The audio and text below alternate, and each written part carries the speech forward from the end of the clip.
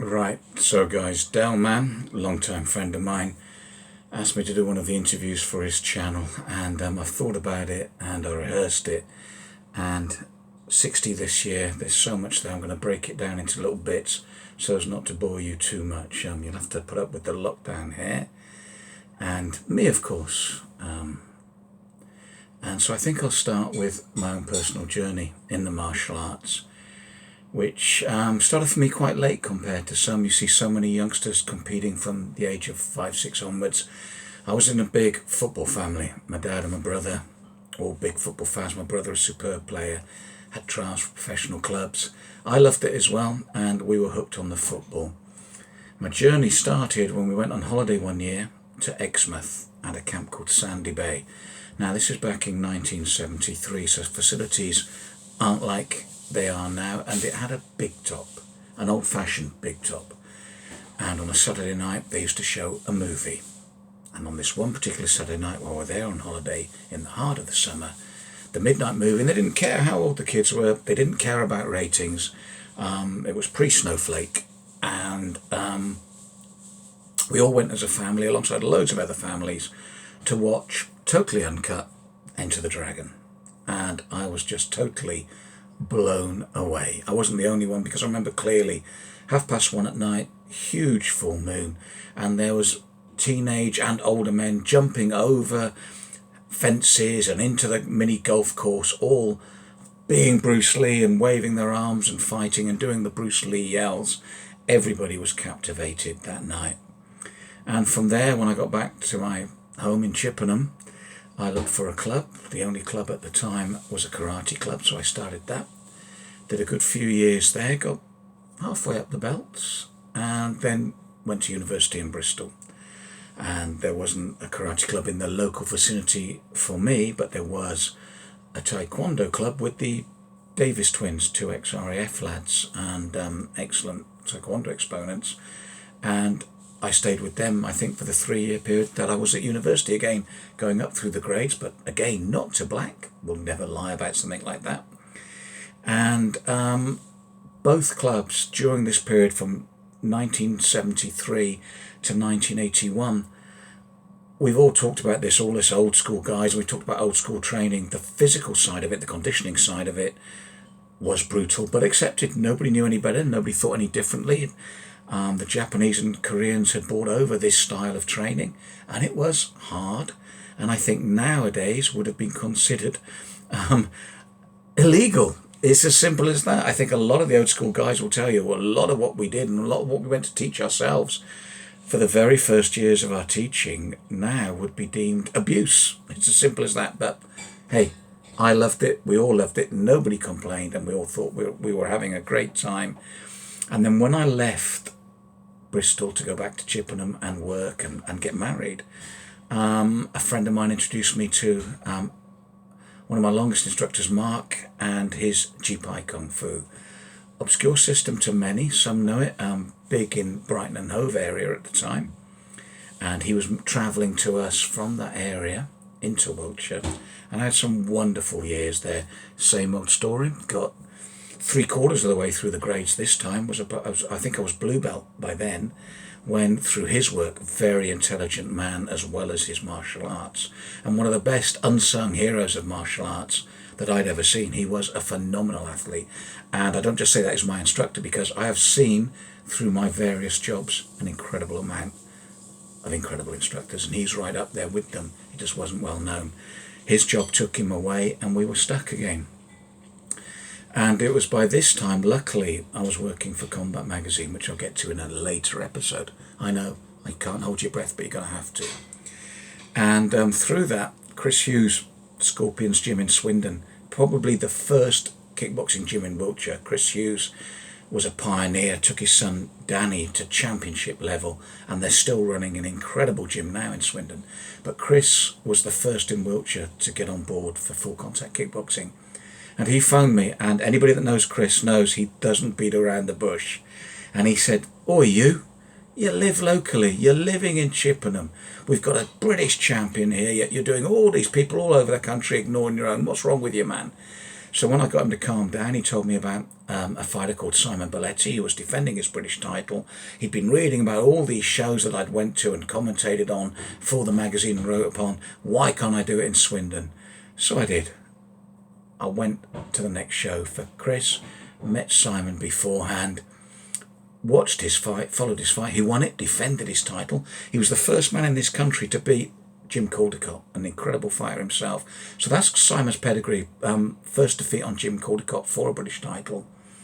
And so I reported on the show. Chris was happy as Larry, but more importantly, I made who is my lifelong best friend in Simon Belletti. We hit it off immediately. I then followed all his fights, reported on them for combat. Biased, I know, but hey, use it if you've got it. And through him, I met Chris Peters, an African champion who'd moved to Swindon and was actually a full-time milkman. And Mickey Duff used him to fill in on big fights. Never had the credit he deserved because he never got a full training camp. But Chris Peters, phenomenal boxer. Kirkland Land, Robert McCracken, he fought them. Always out of weight. He was a light welter, really, but fought almost as high as middleweight. I think he fought McCracken at light middle. And we sparred with him and trained with him, and I loved it. And he was a phenomenal boxer. I always just come away with black eyes, bleeding nose. But also, he didn't like driving in England outside of his milk round on a milk cart. I mean, when you're Ernie going about 3 miles an hour, I suppose that's okay.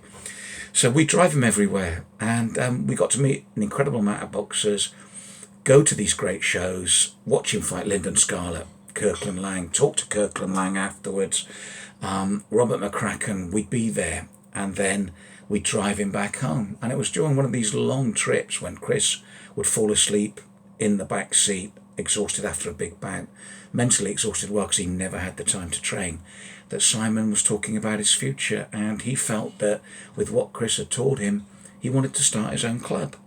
And would I start it with him? So we started Spartan's Gym in Chippenham. It's our 25th anniversary this year. And it snowballed from there. Met an incredible amount of people. A huge amount of the people that I now class as the backbone of my friends and the people that I worked with came from this period. And I remember we went to a BICMA Frank Bowen meeting in London hosted by Terry Butwell with Steve Kerridge, Colin Payne, Carl Sams, numerous others, pardon me if I forget you. And we were going to start this incredible thing and take kickboxing to the next level, work together, unified titles, looking at when we're putting on shows, and it was a great and exciting time. With hindsight now, sadly, there's still incredible clubs, incredible fighters, great stuff out there. But in terms of where we've gone as a whole industry, full contact kickboxing hasn't really progressed from those days as younger men when we were so excited.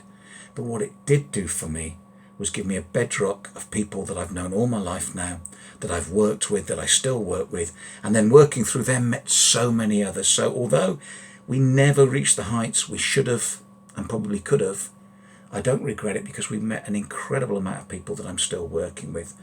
Within my own club, generations of fighters, Spartans Kickboxing got a great reputation, always locking heads with Colin Payne's fighters, with Carl Sam's fighters, with Marty Cox's fighters, with Steve Gosden's fighters, quality campaigners, Steve Kerridge's boys. So we were up there, especially in the Southwest, with the very best. And at that time, probably our most well-known champion was Chris Long, who went on to become 55 professional boxer.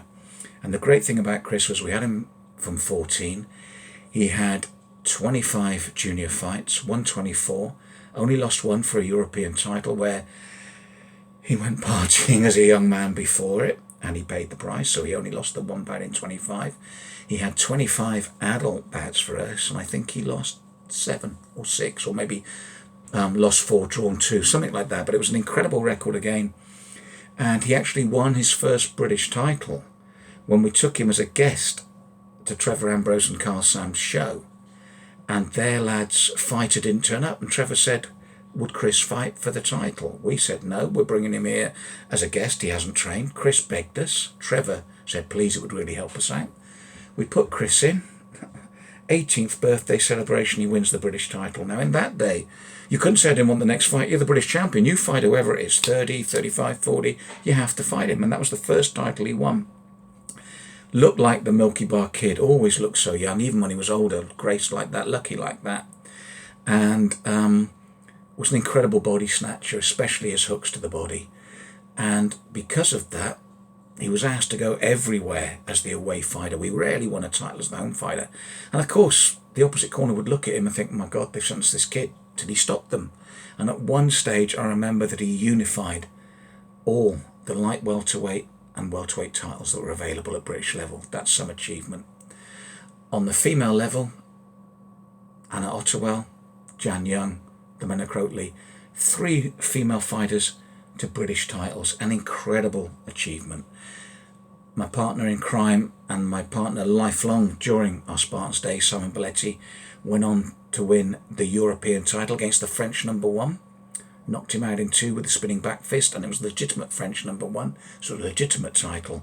And across the years, we were well known. We continually produced champions, which I think is the sign of a good club. Anyone can have someone walk through the door that's an incredible fighter and make a champion of him. It's when you consistently breed champions that I respect you, and I think we earned that respect. And then we don't get younger, we only get older. We handed over the reins to Carl and Grant Mallinson, 2 incredible fighters in their own right. Again, from youngsters up, from light contact right through to full contact. Spectacular fighters. But their brother Tony, now I've seen many, many fighters across the years. If he didn't have injury problems, for me was one of the most complete kickboxers I'd ever seen. I think if he could have stuck at it, and I said didn't have the injuries, especially a nasty back injury, that young man could have been absolutely phenomenal. As it was, he never reached his full potential because of the injuries, but Carl and Grant did and became feared fighters on the circuit. They're now running Spartans kickboxing.